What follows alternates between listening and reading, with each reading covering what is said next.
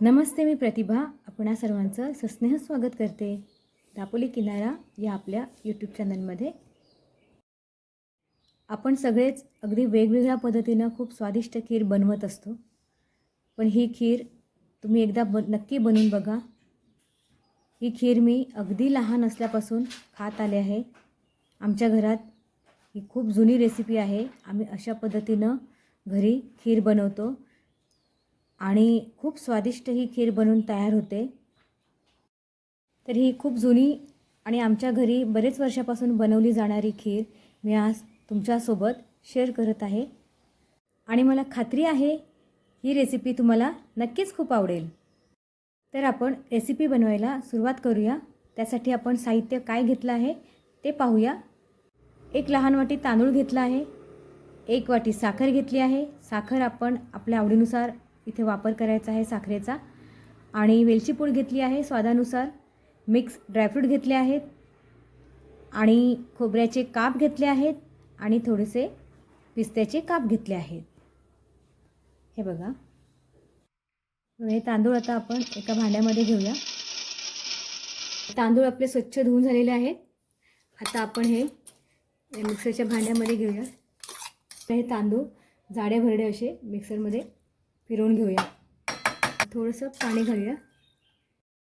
बघा, तांदळाची आपण अशी भरड करून घेतलेली आहे. आता आपण पुढची तयारी करूया.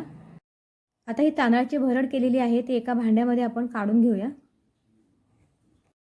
एक वाटी तांदूळ घेतला होता, त्याच वाटीच्या मापाने आता यामध्ये आपण 5 वाटी पाणी घालून घेणार आहोत. मिक्सरच्या भांड्यामध्ये राहिलेला तांदूळसुद्धा आपण पाणी घालून काढून घेऊया. हे बघा, आपण या तांदळामध्ये 5 वाटी पाणी घातलेलं आहे. आता आपण पुढची तयारी करूया.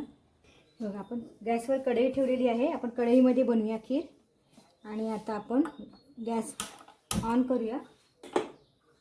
गॅसची फ्लेम थोडी कमीच ठेवते आणि यामध्ये आपण 2 चमचे तूप घालूया. हे जे मिक्स ड्रायफ्रूट घेतलेले आहेत ते फ्राय करून घेऊया. आपण ओल्या नारळाचे काप आहेत ते सुद्धा घालूया थोडे आणि हे छान फ्राय करून घेऊया. आता हे पाणी आणि तांदळाचं जे मिश्रण आहे ना ते छान ढवळून घ्यायचं. ते तांदूळ ना तळाला जाऊन बसतात, म्हणून हे एकदा छान असं ढवळून घ्यायचं. आणि हे ड्रायफ्रूट आपण फ्राय केलेले आहेत ना त्यामध्ये हे तांदूळ आणि पाण्याचं मिश्रण घालायचं. हे बघा, आपण ढवळून घेतले तरी तांदूळ तळाला जाऊन बसलेले आहेत.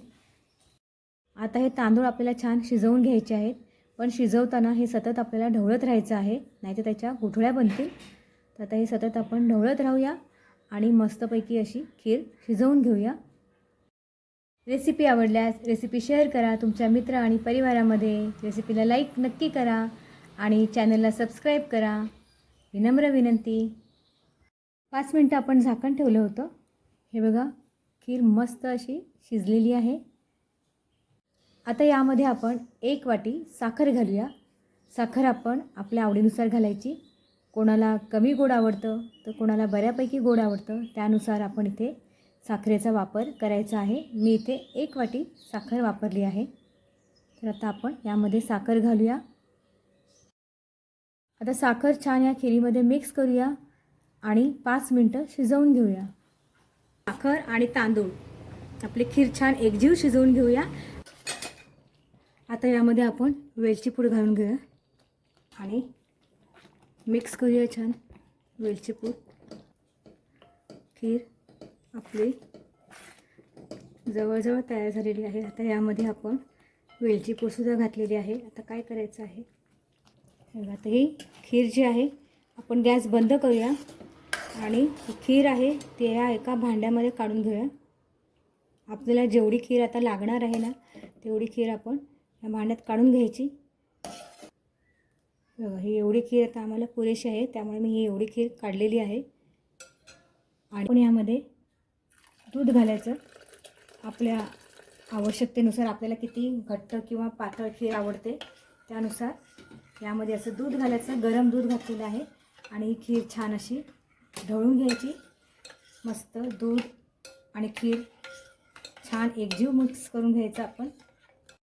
बघा, खूपच छान स्वादिष्ट आणि अगदी दाटसर खीर आपली बनवून तयार आहे. तुम्ही ही खीर नक्की बनवा.